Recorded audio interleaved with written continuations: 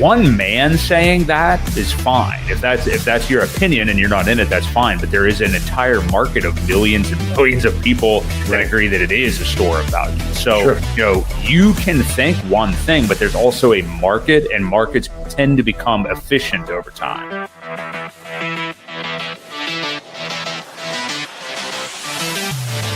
We do know that you will always get paid in Hex on a daily basis. And that is truly the miracle that we call Hex, because it is trustless interest, trustless yield. Nothing will stop that contract from running.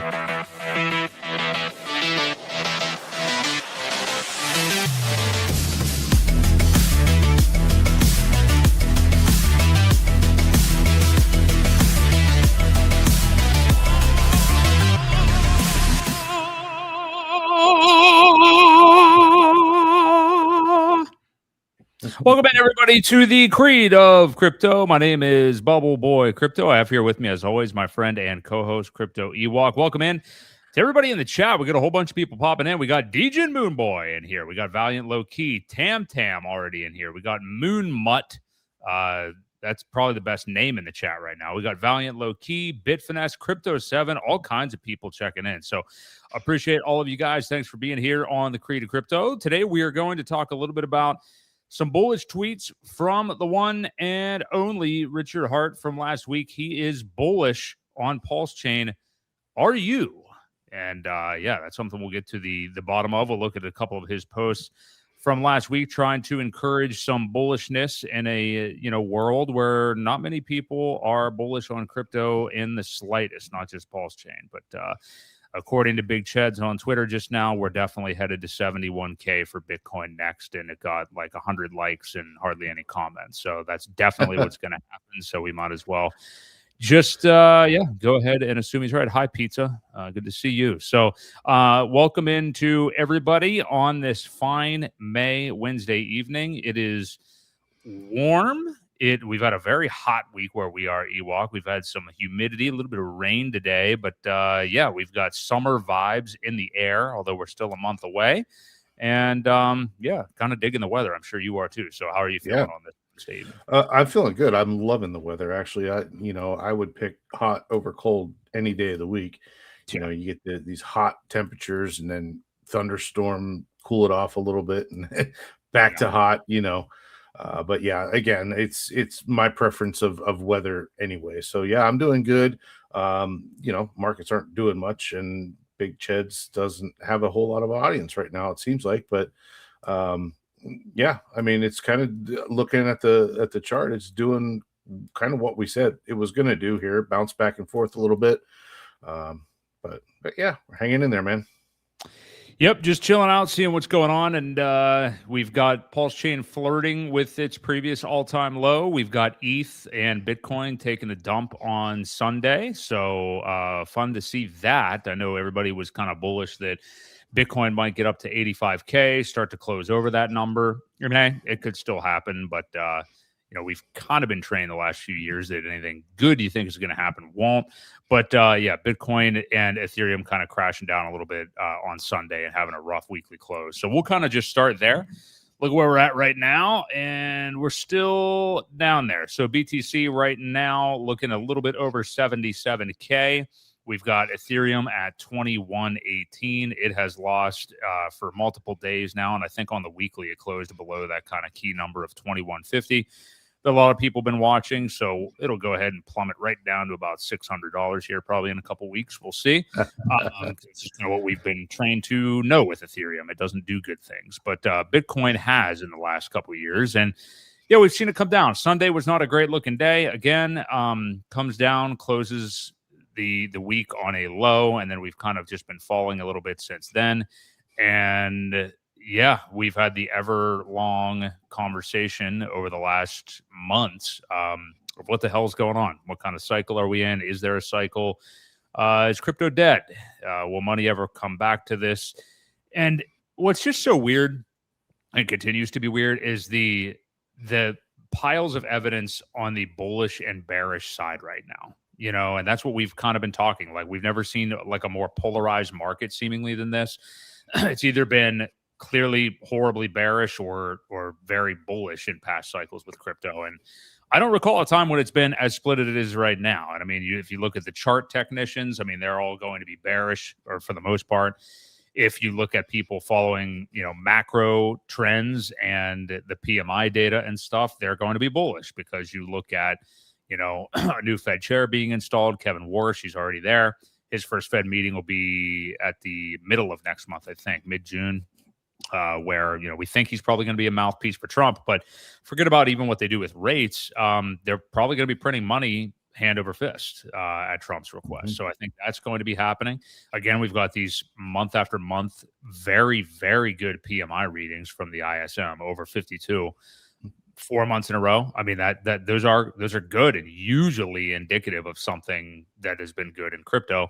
But we're really the only market. Bitcoin has done well, but I mean, we're really the only market that hasn't melted faces in the last few years. So I am Bubble Boy Crypto tonight. Has the crypto bubble popped, after the last couple cycles? I mean, if you've invested in gold, silver, copper, tulips, Magic the Gathering cards, Pogs. Were you around with Pogs, Ewok? Do you remember Pogs? Don't recall. What was it? The little cardboard circle things. Boy, you probably would have been, when I was into them, you probably would have been like in high school or something. So maybe you would have been beyond that. But yeah. John, if you remember Pogs, P-O-G-S, they were awesome collectibles. You got a slammer, you got some Pogs. They basically just collected them. I'm sure we got that demographic in here tonight. So where's my Pog boys at? That's one letter off. But anyway, yeah. So everything's done well. Crypto hasn't. I don't know what's going on. We have, conflicting things on both sides. So what do you see with Bitcoin right now? We'll get into Ethereum and how much it's dominating right now as well in a moment. But what do you think about this Bitcoin pullback here? Well, yeah, I mean, I think we mentioned it on the stream last week, and we said, it's probably gonna, and looking at that price call from Ched's, 71 is probably about right. If it does come down and test this resistance line or support line anyway on the bottom, that's about where it will tap down to. So this does not surprise me. It topped out in this channel again. I do see it coming down around the 71, 72 area before it bounces up again. So yeah, I shouldn't have commented on Mr. Ched's without looking at the chart here that we had drawn and the resistor, the channel that it's been staying in. So, but don't forget, slowly, it is going up, and it is a slow, methodical type thing that's going to probably catch several people off guard when it does finally decide to go and break through this channel and continue higher. So. Yeah, that's where, I mean, that is about right where I see it. It looks like, if this kind of structure keeps coming down, maybe does a little retest here and there. It did kind of stop at this level that I had drawn on here from a previous importance level, I should say. But, again, there isn't a whole lot of volume happening here. So I do see it coming back down to this bottom level.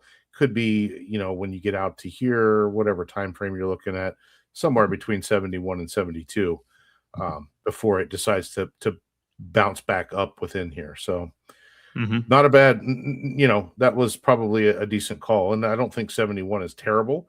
I don't think we're ever going to see this 60,000 level again that it touched back here in February.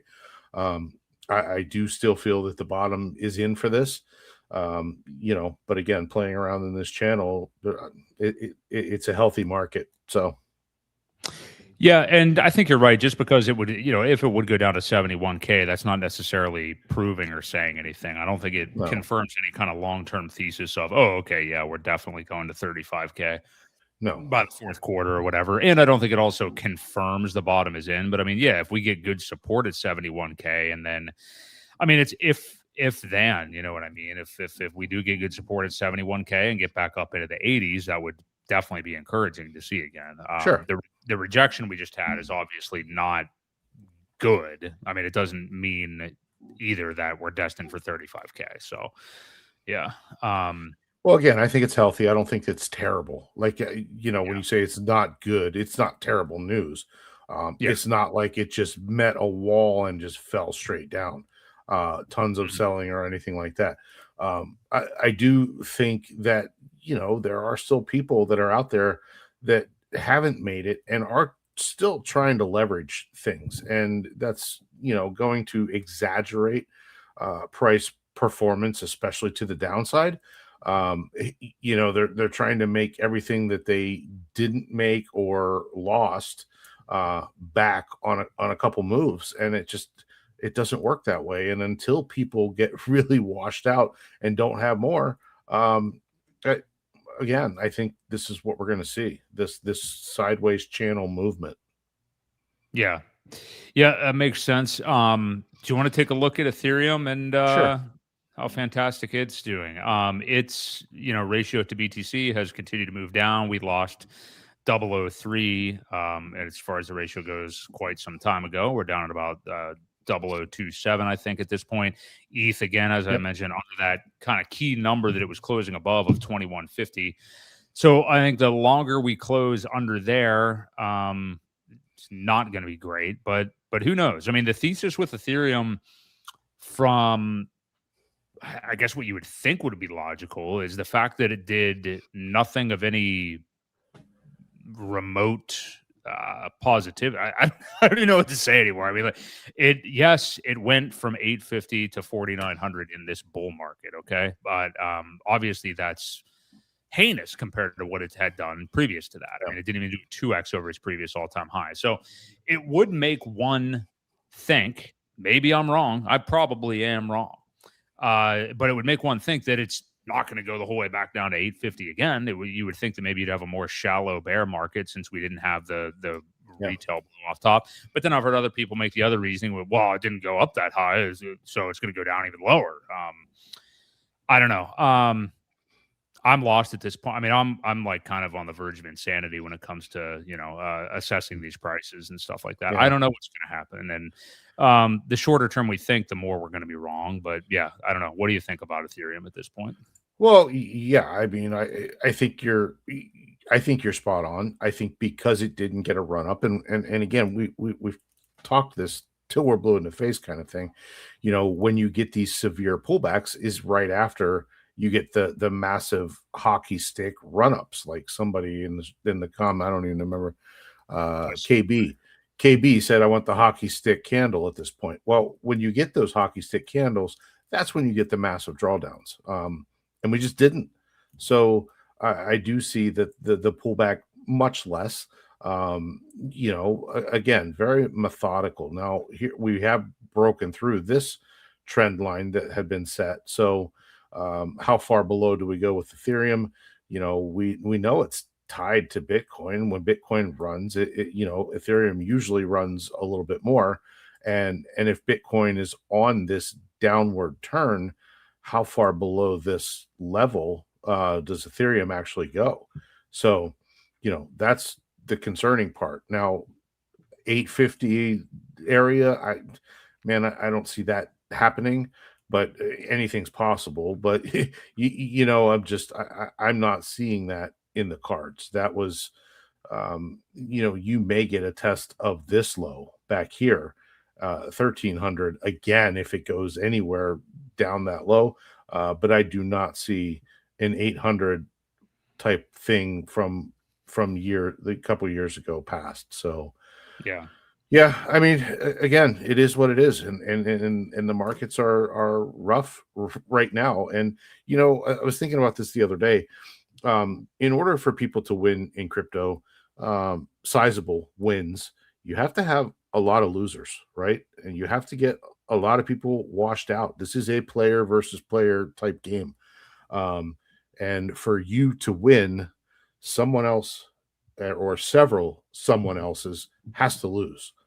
So keep that in mind. And right now for me, it's just more about sticking around to find out. So I do believe that's where we're at in this market. It has been exhausting mentally if you're focused on it day in, day out. The people that are on Twitter every day man, I don't know how they do it. Yeah, Luckily for me, regular life has been busy enough that I can't focus on that stuff, and nor do I really want to, because it is taxing. It's mentally taxing, and it doesn't do your psyche any good at all. So we just wait, and that's all we can really do at this point. Because I'm sure not selling at a loss. I don't know about you, but it's not in the cards to just take a loss and walk away at this point for me. No, I agree with you 100% on being on Twitter every day. It's just I literally can't even imagine it. I mean, maybe there's some good that comes of it from some people, but yeah, it's just not really. When you get hung up on short-term moves and everything, you're going to act, you're going to act in a way that you probably don't want to long term. And when you have a more long-term view, you look back at some of these posts from some of these accounts that, maybe they are smart people and good chart technicians and all this, but you look back on stuff from years ago and it's just a fart in the wind type of a thing. You know what I mean? Yep, I mean, okay, exactly. yeah, maybe they called a move right for a few weeks or whatever. I mean, if you are still here and invested in something like PulseChain, and appreciate Richard Hart and the crypto values that he espouses, or Ethereum or whatever else. I mean, at this point, you're pretty much you have to be taking a long term view because the amount that we thought would happen for Ethereum and some altcoins from this past cycle just didn't happen, and you obviously are believing in the world of DeFi and crypto and blockchain being something that people are going to gravitate more and more to in the future, when they have to. And the other thing is too, I mean, I keep looking at some of these larger issues that are going on in the world right now, and it still stumps me how people would not come to crypto again once they've been printed more money, to try to escape the lives that they have to live, Yeah. whether that is a life they have to live through, they're a victim, quote unquote, to some of the things that have happened, or maybe they're just living stupidly and they want to find a way out of it and they start coming back to this stuff again where there have been riches like that made before. And when I say riches, I don't even mean making multi-millions of dollars. I just mean making enough that you don't have to rely on that job anymore or whatever. There are Right. ways that people can get out from under the lives that they're in. But you look around, I mean, we can only look at the United States, but you look at the mortgage rates right now, nobody can buy a home. I mean, I talk about it with my dad a lot, but like, Ewok. I mean, you think back to America in the 50s, 60s, maybe the 70s, maybe it started to drop off. But I mean, you could be a father of multiple children with a wife who stays at home and you work and you provide the income for the family and you have a decent house on a decent city block and, people are friends and yada, yada. You have a couple of cars, maybe just one family car, but whatever. And your wife can afford to stay at home. And we are so far from, I mean, people don't even have homes anymore. Like people they have to rent. And boy, I don't know. I mean, you start looking at it, it's a sad state of affairs. And it just makes me think, why wouldn't people come back to something like this, being trapped in the ecosystem that they are, Yeah. Well, it all started and, do we want to go down this road or not? But it all started with the women's rights type thing where they were kind of not forced, they were encouraged to all go to work, right? That basically made the family model break apart, right?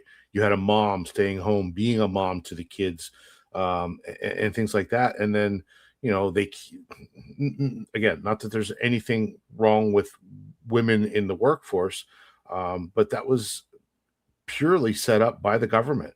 They not only got more in taxes from people, but they've destroyed the family core values essentially. Um, so yeah, I think it's slowly happening where people are understanding that, and it is probably going to be a very, very long process to try and get back to that. But the core family model, makes a lot of sense, and that's when morals were good, and it was a lot easier to raise a family. Now you've got social media issues and you've got all these other influences on people. It's just it's a very tough time. And again, in order for people to come back here at first, they have to have money. So I mean, that is the first step is trying to get some money in the hands of people who are literally fed up. And again, it's going to take time, I think, but I'm glad we're here now. I've said it all along that we're pretty early to this party, I think. Unfortunately, parties are boring until everybody starts to show up. So just where we're at. Yeah. Yeah, it is an interesting time for sure. Yeah. And you, again, just looking at the big picture, I mean, yeah, you would think people would want more. And I don't know, when they have some money, will they do something smart with it, stupid with it? I mean, I guess you could argue what we've done the last few years is pretty stupid, but I mean, it is obviously a long game as well. And we know that most people are spending their money on stupid shit, as far as that goes. So, and just buying things and adding liabilities into their lives. But anyway, I don't want to get way too deep on all this, but to me, I guess it's just encouraging in a weird way that things are so bad.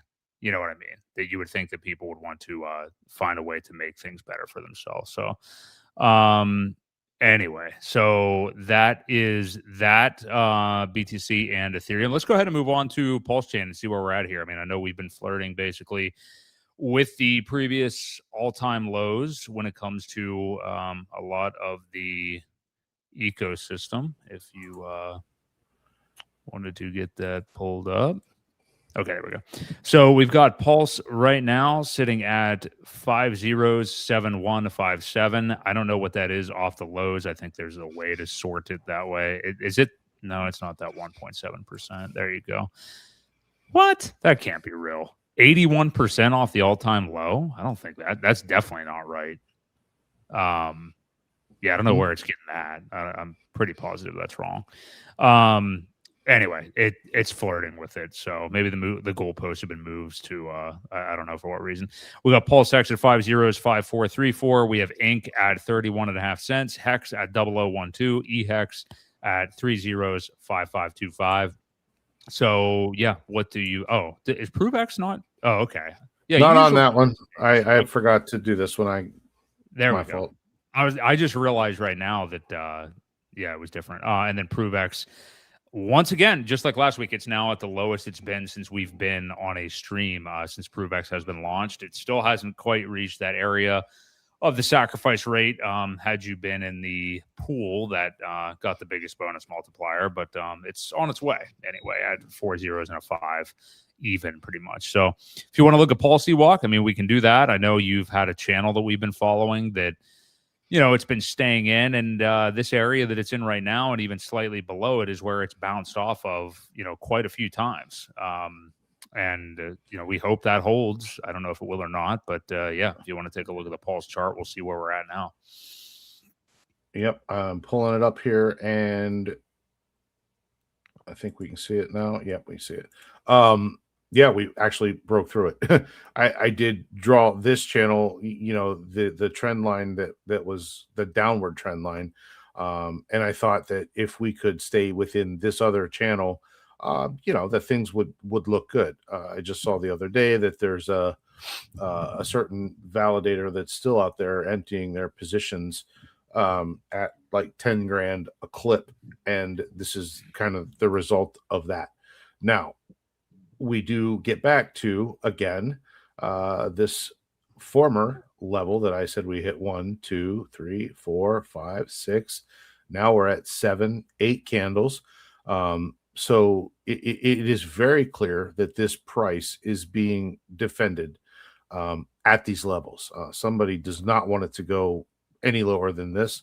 There's some big candles that are dropping down and then being bought up immediately. So to me, that is a good sign that a floor is somewhat being made. I mean, 8 candles, 8 touches, and not breaking through it is definitely good. So now the price isn't good, but the fact that we do have somewhat of a floor seemingly, you know, I think again there are people out there that do not want to see it go any lower. So I don't know. What are your thoughts? I hope you're right. That's pretty much what I got. That would be cool. I guess something I was thinking while you were saying that is, we were just looking at Bitcoin and Ethereum. Let's say Ethereum does go back to that really low level of support and does crash down to 1400 or something. I mean, regardless of any effort to keep this chart pulse at the, defending these lows that it's been at, can it withstand that kind of, liquidity crunch and Ethereum going down that low? I don't know, regardless of how interested somebody is in keeping it up. If we saw Ethereum take another, what is that, 60% haircut or something? I mean, I think we've probably got to see a new low for Pulse. What do you think of that? I mean, I know I'm making up a scenario, but what would you think? Yeah, I don't know. I mean, we've seen lows, we've seen runs, and I'm just not seeing that. I'm not seeing that with the support that we're finding at these levels. So yeah, I don't think I just don't think the Ethereum price has a lot to do with this at the moment. There's really no other than what is bridged over from Ethereum, there's really no tie to the Ethereum price. Now that being said, Ethereum did run through its channel, kind of like this one is too, but we are finding support here where I don't feel that Ethereum has anybody defending a certain price or what appears to be anyway. So that's where I think these are kind of completely different. Yeah. Yeah, I guess I'm just thinking of where altcoins could go if Ethereum continued to go down. But I guess to your point, I mean, there hasn't been a ton of Ethereum correlation even in the bull market because Pulse didn't really do well there either. So maybe on the downside, it'll hold up here. I mean, I do see your point. Yeah, it looks like it's been defended a lot. And to Duke of Booz's point a moment ago, yeah, it would be so glad if they can create a floor so the builders have a base to attract new money. I mean, yeah, it would just really be nice to see. I think that's what we're all really waiting on. I mean, at this point, we've been beaten down so badly that it is. I know they've been talking about the hockey stick stuff and whatever, but in the chat tonight. But I mean, if we even could just get through this year, which is, most people are planning on, oh, this is 2022 all over again, 2018, and just see a pretty clear bottom form and slowly start to move up, even that would be so encouraging, just to feel like you're not catching a falling knife. And that, you're just so fearful that, I mean, everybody right now, when they're talking about PulseChain, is just, we're going 75% lower. We're going another 90% down. I'll buy it whenever it's under $10 million market cap and stuff. Yeah. And then all those people are claiming that, no, everyone's bullish. I'm the only one bearish. This is what I mean that we talked about at the top of the show. Like, I've never seen such polarization and people like on both sides, Yep. Yeah. Do you have any final thoughts on that one? Then we could look at ProveX maybe.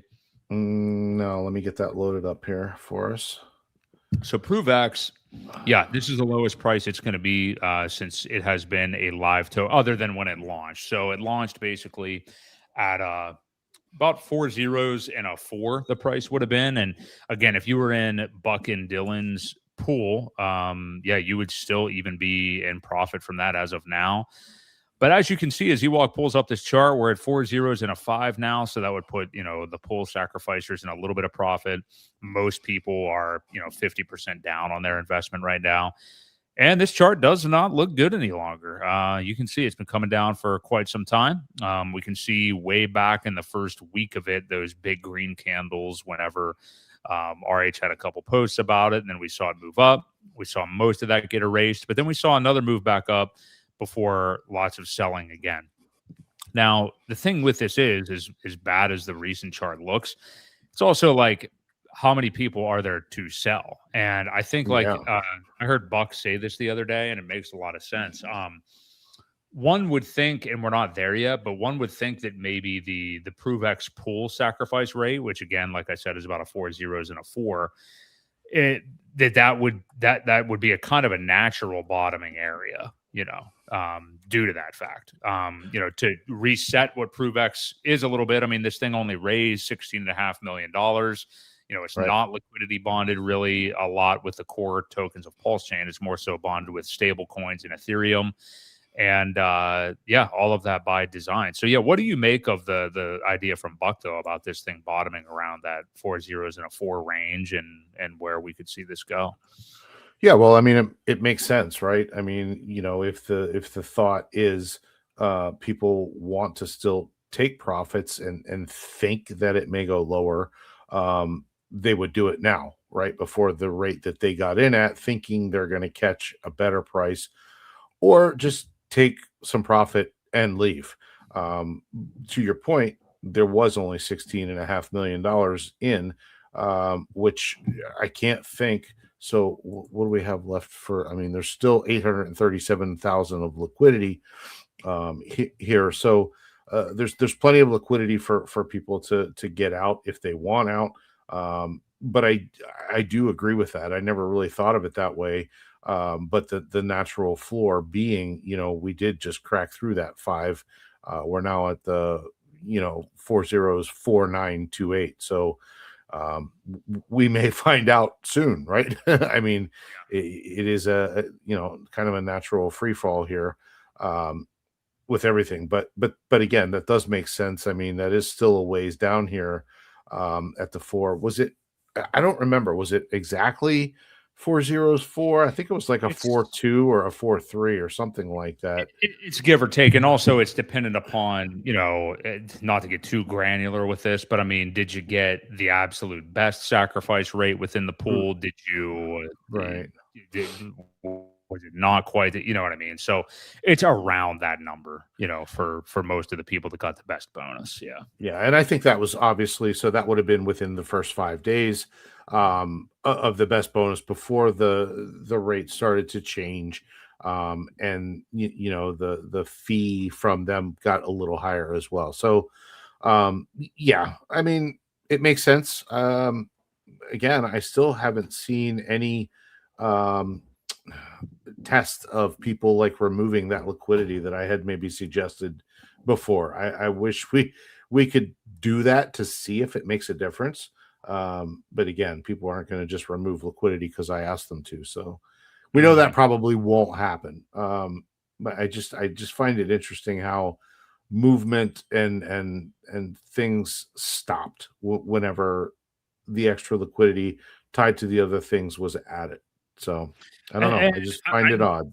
We've had this conversation a lot. I mean, do you really think that is the reason for this? Because I just don't. I mean, well, you can see now price down because it is tied to the other things that are being priced down.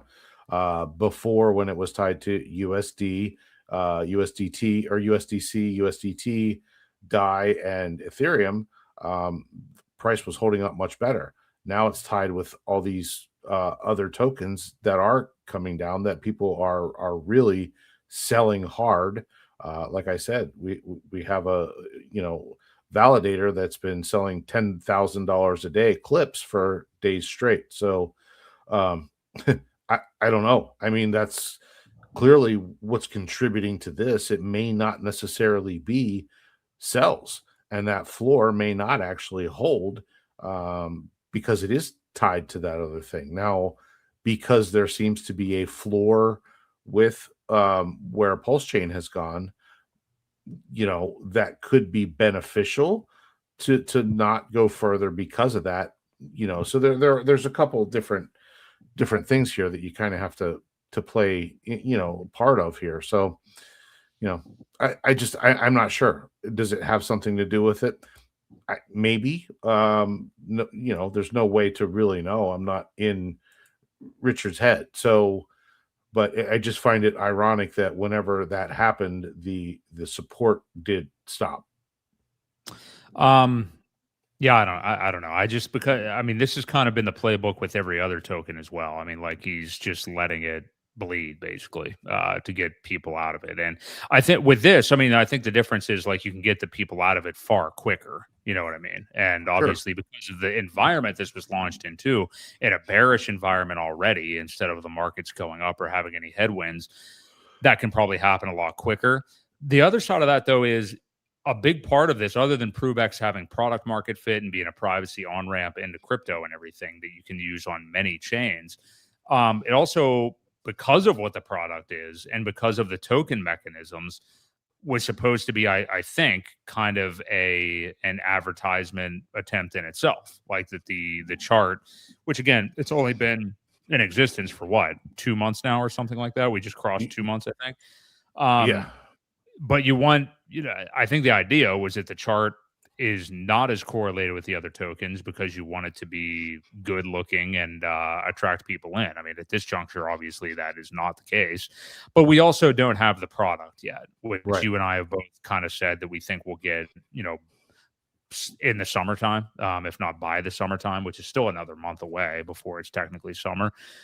We've had the beta out there and everything. People have messed around with that. So, yeah, how far do you let this thing go? I guess is my question. I mean, we already talked about like could the 0.4 number be the number, but yeah, I think that he wants this to look good, obviously, but it's still only been 60 days, so I don't know. Yeah, 66 days. I mean, you can't wash people out or that is a goal, right? You do want to get the people that are going to sell out early. I think a little bit of a pump would probably do that.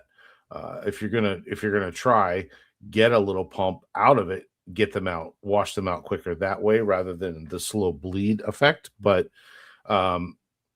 this way doesn't cost any capital. This is the free way to do it. And people get frustrated. Now, I do agree that we do need a product before we're going to see anything. I don't see anybody just speculating on this at this point with the chart looking the way it does until there is a product that has liquidity, that is being adopted, marketed, and things like that. So that's, I think, what we really need. Now, what's the timing of that look like, right? We're speculating sometime summer, early summer, midsummer, whatever it is, that we have something. But if the rest of the markets aren't responding, is that the best time? I know Richard likes to try to time things as far as market goes. And I think that goes back to PulseChain launching, and that was more of a under the gun type thing where he had to put something out.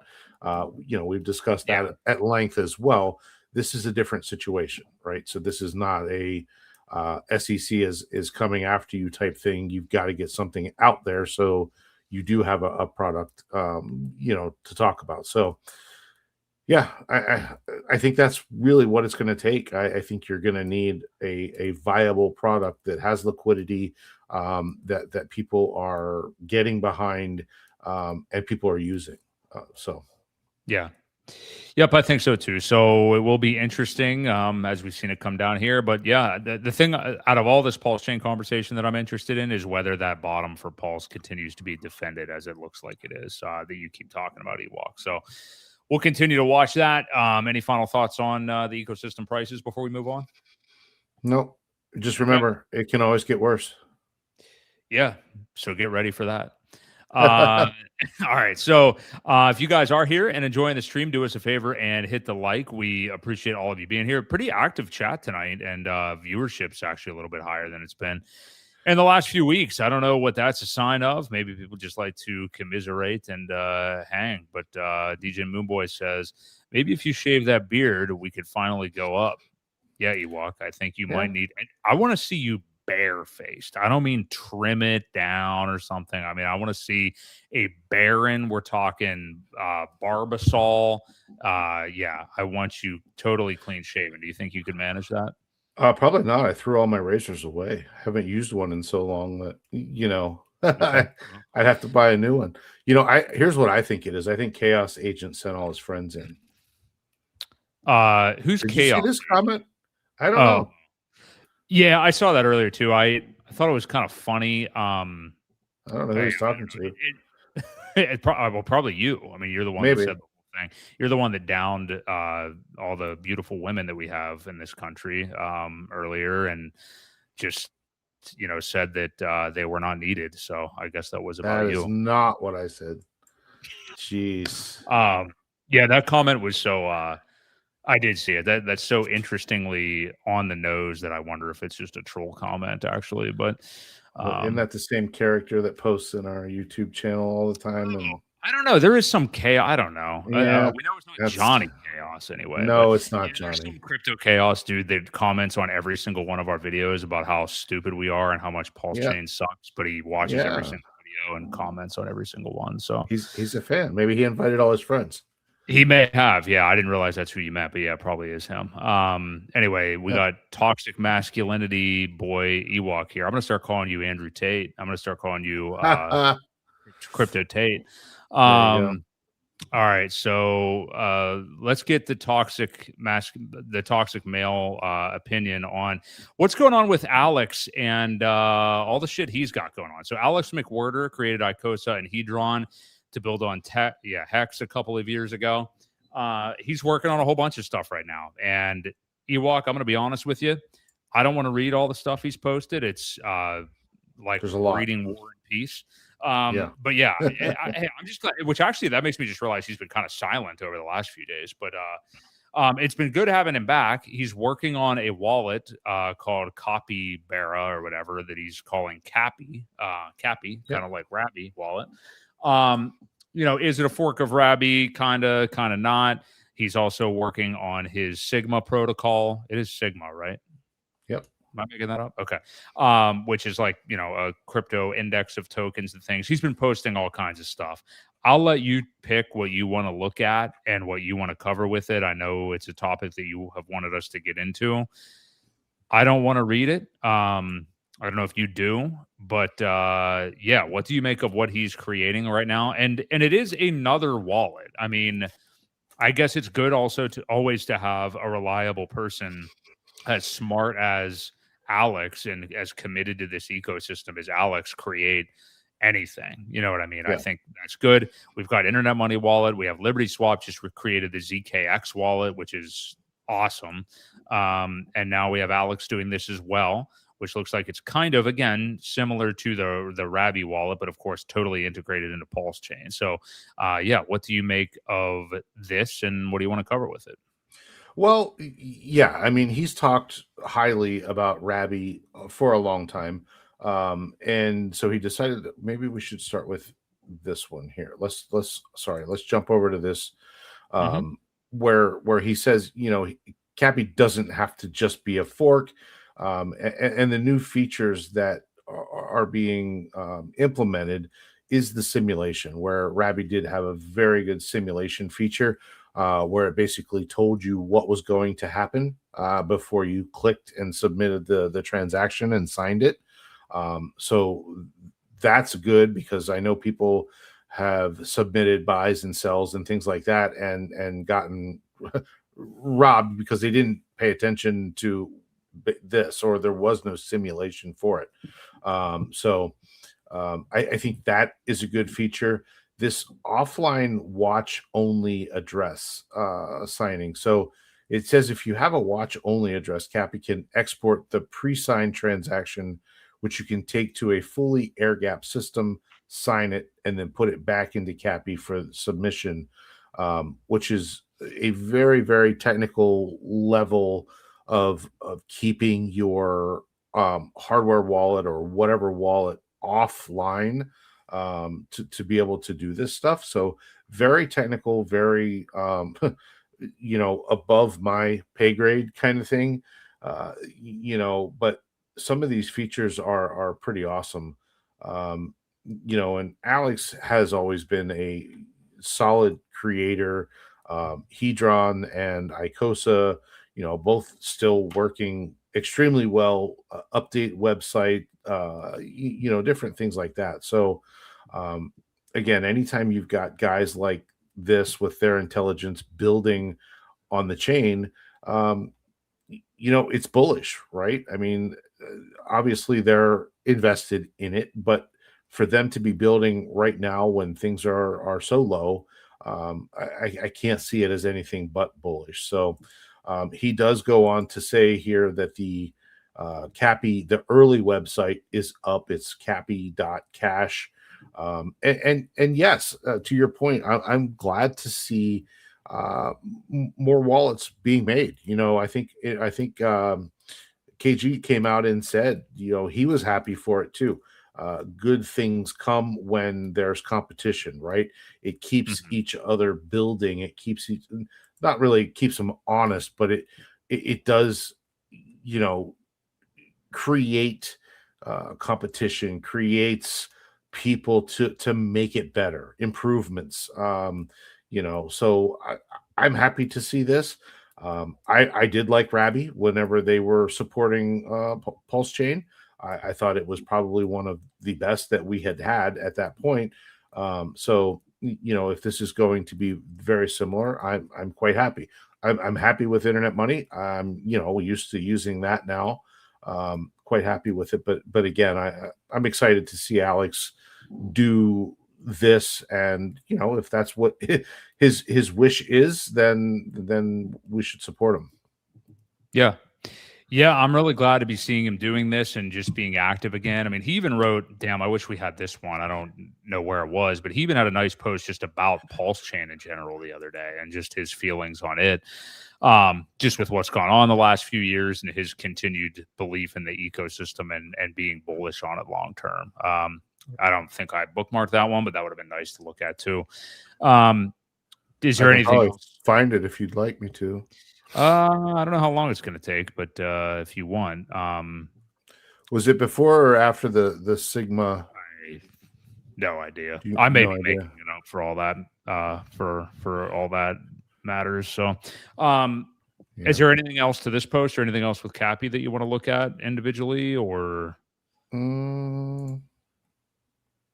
I don't think so. Like the Sigma thing is, again, that's a topic. I think if we were able to get Alex on, it would be best to talk about it with him. Maybe we throw that out there to him to see if he's available. I don't know enough about it. I think it's a very cool idea from what I do know. It's like an index fund and it adjusts as the price changes to buy the lesser valued of the group of the tokens, right? So I think that's pretty cool. And in order to have something like that, you've got to have a good API call, which means your prices have to be accurate or the whole thing breaks.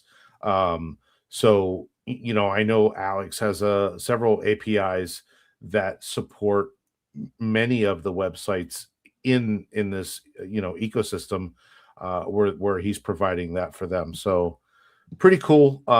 Again, when guys with Alex's intelligence start building and putting the time in, we need to be grateful and thankful for them to be doing these type of things. Yeah, 100% agree. He's a good, just spokesperson for the ecosystem, and glad he's working on this. And Hex Girl, I first off want to apologize for Ewok's tirade against women earlier. That is not an official stance of the Creative Crypto podcast, but be that as it may, we very much appreciate. And this is going to emasculate Ewok a lot to accept money from a woman, I imagine. But we really appreciate the super chat. She says, thanks, guys, for keeping the stream going during this long downtime. One day we will meet in Hexaco. Yeah, Hex Girl, I mean, you have been a loyal follower from the very beginning. So no, I know you agreed with him. I'm just messing around. But yeah, we really do appreciate it. And you've been here every single week. So yeah, we appreciate your support, too, and hanging out with us. So. Ewok, I'll let you defend yourself there as well if you want. No, I listen. I love women, so I don't take any of that. She agreed. So she did it. All I was getting at was the world changed when that whole thing kind of came into play. So yeah. Yeah, watch if anybody's familiar with the movie The Stepford Wives. That's what Ewok is looking for. Yeah. Yeah, good stuff from Johnny Chaos here. He says Alex should call it mongoose. Cappies are big overgrown rats. There's a meme coin already by that name. I didn't know that. Okay. Mongoose are cool and can take on cobras. Yeah. I got to agree with you, Johnny. I don't love Cappy No. as the name. You agree, Ewok? Yeah, I'm not a big fan of capybara. Um, yeah, there's a lot of things out there that already exist with it. The last thing you want to do is confuse people with something that's already out there. With it, just it opens up the door for scammers. To kind of use something existing cappy that's already out there and change it a little bit to gain some traffic. And next thing you know, you've got people draining wallets. So yeah, again, you have to be very, very original when coming up with these websites and names and things like that. That's my only, Yeah. thing that I don't like about this is that there is other cappy things out there. Let's get, you know what? I want a Johnny Chaos wallet. Let's get a Chaos wallet started. I think that would be very good. People would remember that name. So we can trademark that, get a Chaos wallet going. So, cool. I like it. I have a question for Johnny, actually, since he's in the chat. And this kind of goes back to what I was talking about with the ProveX pairs. What would Johnny do if STM was suddenly paired with a whole bunch of stuff that he didn't, pair it with at the beginning? Would that affect his floor? I'm just kind of curious that now that I think about it, and I was thinking about STM, how it's stayed at its level, and it has a floor. It has a floor of $1. So I'm just wondering if people started pairing it with PulseChain and buying enough to add liquidity to tie it with different things, how that would affect his model. I'm just curious.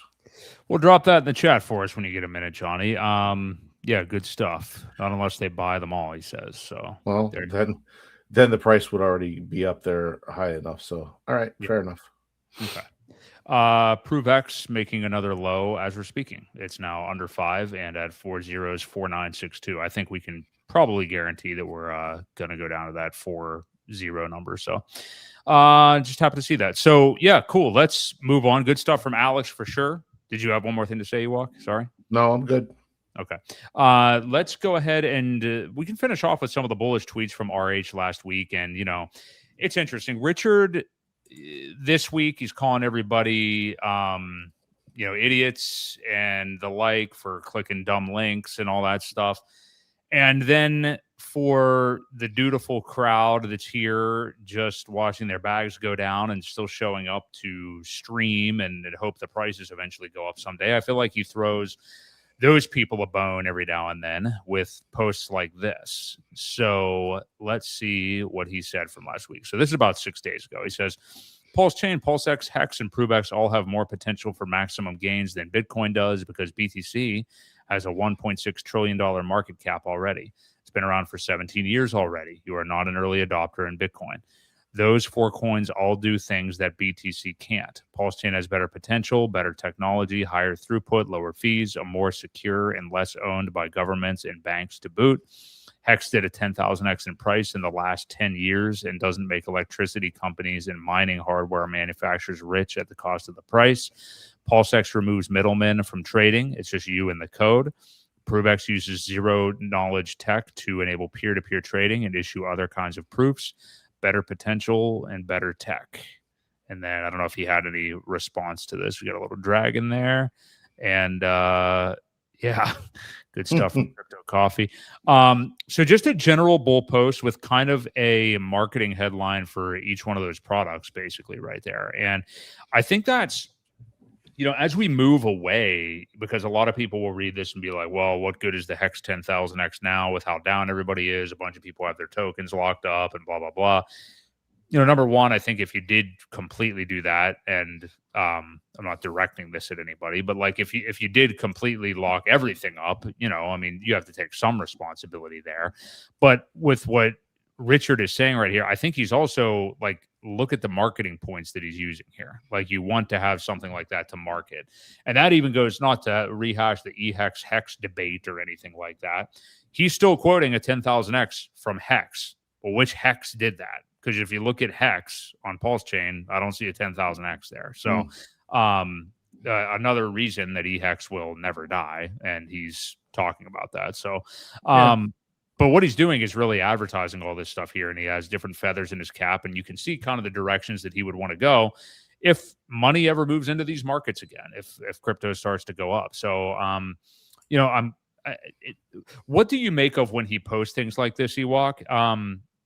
Other than just, he's being bullish on his own stuff. But like I said a minute ago, I mean, do you think part of it is also just to encourage the people that are here that are not the whining, crying, complaining, selling type? Yeah, that's what I was going to say, but I'm not a misogynist like you. So. Right. I don't know. What do you think of whenever he makes these kind of posts? I mean, because it is comforting. It's some nice copium and hopium, even though prices are so down. So what do you make of that? Yeah. Well, I mean, he's talking about the things that have been. He's kind of, I think, trying to maybe foreshadow what may come. And it is hopium for people.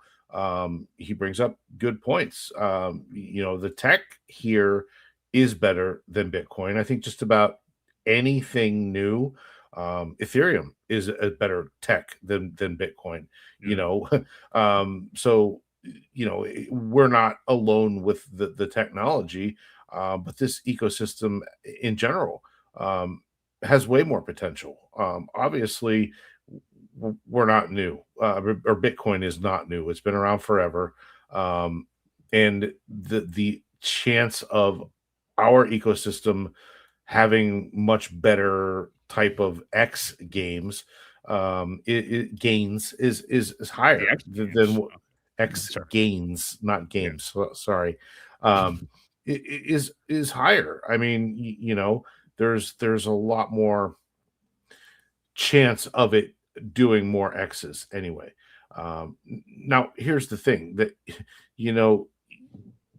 crypto was created to get rid of middlemen, and they've slowly introduced those middlemen back in. That is one thing that we can say for PulseChain, that we've done everything over here to kind of eliminate that, right? And the people that are building, most people that build on PulseChain are in favor of locked contracts and immutable code and things without admin keys and those type of things.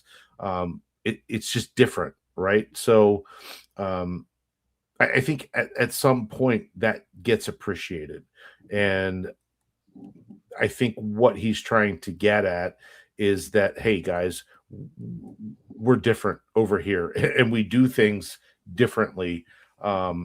So he's just reminding people that there are, I think, going to be good things to come. He's not giving up on it. He wants his glory. He's not going to go down without a fight. So I think he's just making that point to people, to say there are good things going to happen. So that's just my opinion. I think so too, and it is, again, calling it hopium, calling it copium. I mean, I think it is good that he continues to do that stuff, because he is silent for a lot of the time. Obviously, the talk about will he ever stream again, when's he going to stream, as talked about ad nauseum. How soon we forget about the Crypto Ran post, seeing if Richard will do an interview, allegedly, I don't know, and then that's just. Obviously, we don't think has happened, and I didn't think that it would anyway. And just a couple weeks ago, I don't even know where this shit came from, but that I'm never going to remember her name. The tattooed OnlyFans girl was like, "Oh, Richard's going to stream this week," as if Yeah, so Ewok laying the hammer down. So see this male chauvinist attitude that you have tonight. Was that you that just did that? Yeah, I just get Okay, tired of seeing it. all right. No, it's fine. It's fine. But anyway, yeah, people clamoring for him to stream and stuff. My point is, like, when he's not streaming, it is good to see stuff like this anyway, every now and then we'll get our annual. I shouldn't count on it, you never know, but our annual Christmas stream, and yeah, see where things are going. So, yeah, Christmas. Do you think we have to wait till Christmas to get a video? well, that's usually what it is. Actually, now that you say that, yeah, he did one.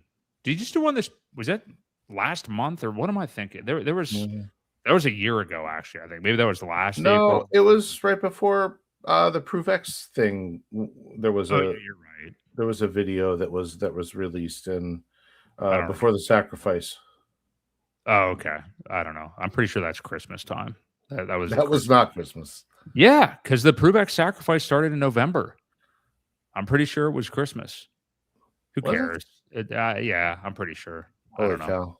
Time flies. I know. That's what I'm saying. Yeah, I feel the same way. But he did do one like last spring too. I don't know. And then was there one other post of his? I think I sent you. Yeah, I've got another one here. I don't think it's his. The say you lost half thing. What? Oh one? Yeah, I don't even know what this is about. I don't know. Yeah, he's trying to make people feel better for being down. I don't know. This Yeah, we can read it real quick to finish things off. He says, say you lost half. Some people just lost half twice. Here's a great coping mechanism. So here you go. Some more cope for you. Say you bought Ethereum at 4K and it was around 2K now. You lost half. Now imagine losing half twice, but of the original amount. If you serialize the loss so that the second half lost is of a smaller already lost half value, it doesn't work as well. That math serialized would be 75%, not 100%. TLDR, a mental trick to feel better about losing everything or almost everything. This is needed actually right now. Reminder, BTC and ETH have both dropped 95% and gone on to make new all-time highs. The trick is to stay in the game and keep fighting. Post explaining why PulseChain and other RH things has so much potential coming soon. So that's what he said after this. So I'll be honest with you. I like this better than the PulseChain centric one. I like the thought of this a little bit more like, hey, stay in the game. This is the RH I like. I know most people will shit on this because of where prices are right now and call him a fat scammer and all that stuff. And, a male chauvinist pig like Ewok. But yeah, I do like posts like this. Inject the copium into me, whatever, just let me keep holding my crypto bag and not sell it. I mean, yeah, it's fun, nice words from Big Daddy Richie right here. So yeah, what do you make of these though? Posts like this as well. Yeah, I agree. I think they're bullish, and again, it just goes back to the fact that Richard is not going to give up. No matter what people say about him, or he's had every opportunity to run away with a lot of money, and he hasn't. He's still here. They're still building things. They're still improving on things. I forget who it was that mentioned the other day about the amount of code changes and the things that are being worked on and upgraded in the backgrounds, the things that we don't see. And unless you're watching the GitHub and things like that, you don't know that there are changes being made daily to improve the stacks and to improve the code. So yeah, I mean, again, it sucks to remind people how much they're down. However, he's trying to help people cope with it, give them mental tricks to feel better about losing. I don't know how you do that. People are still going to be bitter about it, but what he's essentially saying is, guys, stick around. He has always talked about delayed gratification. Always. That's, so if you want to win here with him, he's not in a hurry. He is playing a long game, I think. And, he's just encouraging people to stick around. Things are better here. We've already talked about that. And yeah, things do come back to make new all-time highs at some point. So yeah, I think it's encouraging. I like it. It's like a nice, comforting hug, from Richard, where I can nuzzle into his chest and feel comforted. So I appreciate it. So thank you, Richard, for helping us all feel a little bit more comfortable in, the depression that we've had here in crypto for the last 5 years. So good stuff. Yeah, and we just are continuing to be patient. So, was there any other topics you want to get into, or can we kind of summarize things here? No, but Johnny did answer the question that I asked him, I thought, with a good response. And he says, because of the SAC phase, there's a lot of tokens for people to set up pools with. In STM, they have to buy them first because they don't have any. Liquidity stays in the jar. If ProveX liquidity started with all the money raised in the liquidity pool, it would be stable too. But since only a percentage of people have bags greater than the liquidity, yeah, I see what he's saying. So that makes sense. People have to buy it first before they can provide liquidity. People already sacrificed and got a bunch of other stuff, or a bunch of tokens back without having to purchase and pump the price. So makes a lot of sense. Yeah. Well, thank you for responding. Yes, thank you. Good stuff from Johnny Chaos. So, yeah, I think these tweets from Richard are a good place to really end the show and end with where our thoughts are right now. So, I mean, it's just, I know we get frustrated and angry frequently. I mean, a lot of people have given up, not just on PulseChain, but on this industry entirely. And hey, I mean, it's earned that, honestly. And usually when people give up all hope is when it is a good time to be buying. But I've thought that also before. But I think it's just staying in the game. If you can't buy and you want to stay in the game, and you brought up a great point earlier, Ewok, is you just can't justify selling at a loss. And that's what I keep coming back to. And I know there's the sunk cost fallacy and things like that. But when you lock in a loss, I mean, everybody's finances are different. If you need to sell something and do something, in your real life, I get it. I mean, people are down ridiculous amounts at this point. But if you're not in that predicament and you're just frustrated, don't do anything without a plan, because you have people like that DIY investing guy out there I see all the time, and all these people telling you to sell now and buy back later and stuff. You can do whatever you want, but you better have a plan if you're wrong, or just do it with a portion of your bag or something like that. If you go into it like, here's what I'm going to do. I'm going to sell this now. I'm going to buy Ethereum because that way I'm a little bit more, if the prices go down, at least I'm in Ethereum. Or maybe I'll sell it all and go into Bitcoin because it's not going to go down as much. Or I'll just sell out of all my position by the high of the stock market right now, and then all of a sudden crypto starts going back up. I know it seems like a wild idea that crypto would ever go up again, for sure. But all I'm saying is have a plan. I'm not telling you to do or not do anything. De-risk or risk on as much as you want for you to feel good. But just have some kind of a plan, and a branch out of that plan should X, Y, or Z happen in a way you don't want it to happen. So, any final thought from you? Yeah. Time over everything. I think if you put the time in and you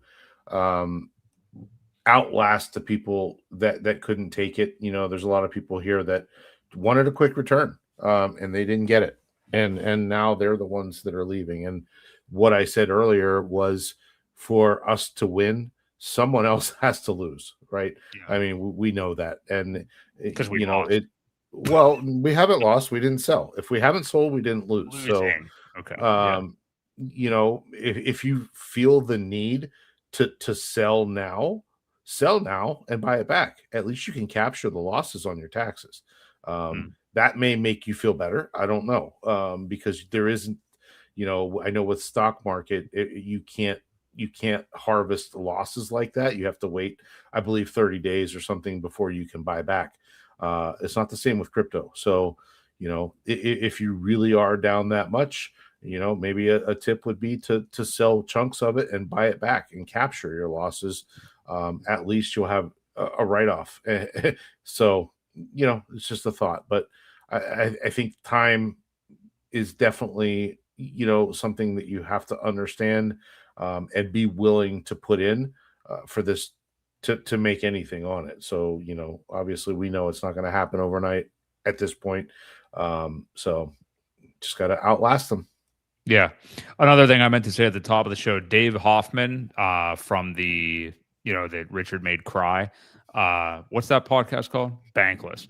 Bankless. He just announced earlier that he sold all of his Ethereum. And I think he's being serious. And people are like, dude, you onboarded everybody onto Ethereum. And he goes, bro, that was like 5 years ago. This is actually his comments.